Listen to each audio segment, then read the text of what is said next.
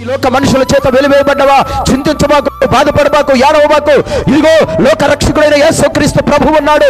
ఇదిగో ఆగరు ఇస్మాయేలుని పిలిచి వారిని గొప్ప జనాంగముగా చేసిన దేవుడు ఉన్నాడు. ఇదిగో పేదవాడైన దరిద్రుడైన లాజరును పిలిచి అందలో నొక్కించి సింహాసనం మీద కూర్చోబెట్టిన దేవుడు ఉన్నాడు. ఇదిగో పాపాత్మురాలైన స్త్రీని రక్షించి ఇక పాపము చేయకపోని పంపించిన దేవుడు ఉన్నాడు. భయపడబాకు. ఎవరి చేత వెలివేయబడినా ఆయన నిన్ను ఆదరిస్తాడు, ఆయన నీ తోడుగా ఉంటాడు, ఆయన నీకు సహాయం చేస్తాడు. ఆమేన్, ఆమేన్, హల్లెలూయా.